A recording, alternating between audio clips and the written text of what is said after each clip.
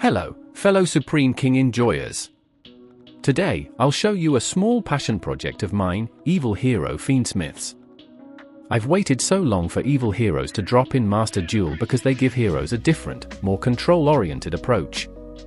I want to be honest with you, this is more like a Fiendsmith slop deck that utilizes the evil heroes, but it has a lot of small and neat synergies I want to show you. It's fun to pilot and surprisingly resilient. Another upside? You can customize it to your heart's desire, including more hero cards or fusion spells. I play the bare minimum, but I'll show you some neat combo lines outside of my deck list. If you want to learn from a real hero pro, check out Jaden BR. He plays and showcases every hero variant, is a great content creator, and super passionate about the archetype. He already has combos for the new masked heroes that dropped just a day before I wrote this script. I'll link his channel in the description. So without further ado, let's get into the list.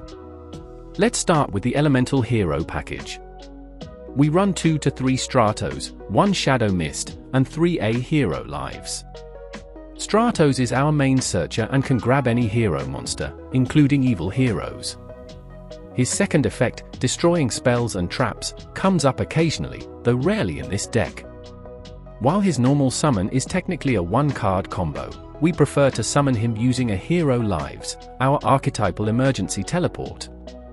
If we control no monsters, we can special summon a hero from the deck by paying half our life points.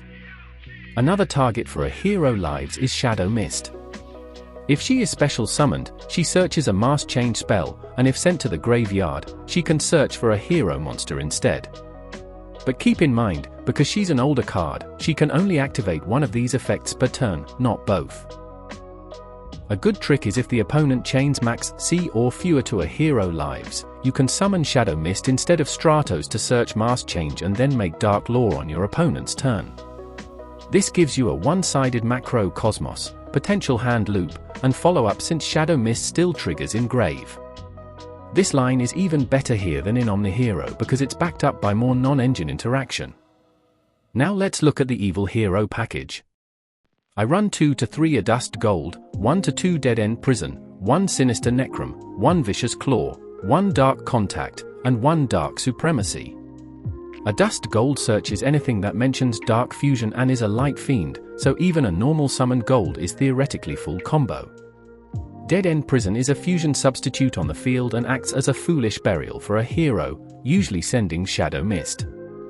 He can also special summon himself if we control a fusion monster that mentions Dark Fusion.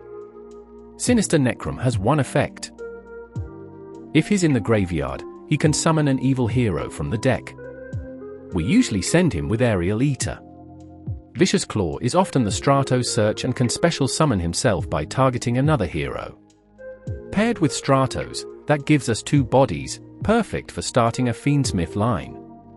His second effect, once per duel, lets him pop a card if a monster is destroyed while we control a Dark Fusion-related monster. Dark Contact shuffles cards from field, grave, and banished zone to summon a fusion that must be summoned via Dark Fusion. Dark Supremacy is a spot negate based on the number of Dark Fusion spells in your graveyard. The Fiendsmith package is now complete with the release of main deck Lacrima. We run 1 Lacrima, 2 Engraver, 3 Tract, 1 Fiendsmith in Paradise, and 1 Lurry. Lacrima sends a Fiendsmith card to the grave, and on the opponent's turn, she can shuffle herself back into the deck to special summon a Fiendsmith link from the grave. Quick rundown of the rest: Engraver searches a Fiendsmith card, Tract searches a light fiend, including Adusted Gold, Fiendsmith in Paradise is like extra foolish burial with added monster spot removal, and Lurry is just an engine requirement.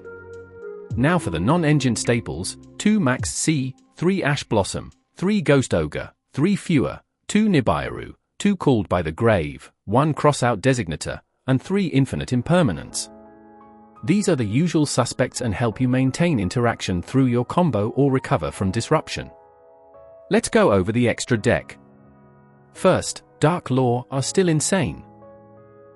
A one-sided macro Cosmos that also rips a card from your opponent's hand when they add to hand. Then we have the Fiendsmith package, Lacrima, Necro-Equip, Aerial Eater, and Desire. Lacrima summons a light fiend on summon. Necroequip is easy to use and often enables free draws, and she's great as a dark material for aerial plays.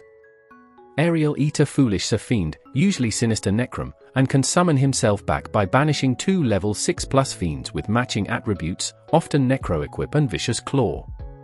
Desire is rarely summoned but important for Fiendsmith in Paradise plays. For evil hero fusions, we run Infernal Wing and Darkest Night. Infernal Wing searches a dark fusion spell and is surprisingly good in grind games.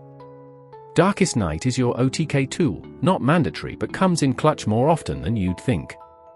For XYZ, we have Caesar. He's a decent endboard piece and relatively easy to summon.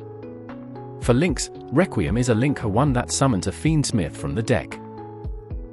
IP Masquerina is a generic quick link. Crosssheep helps Link climb and sometimes revives Shadow Mist so she can search Mass Change if you haven't used her yet.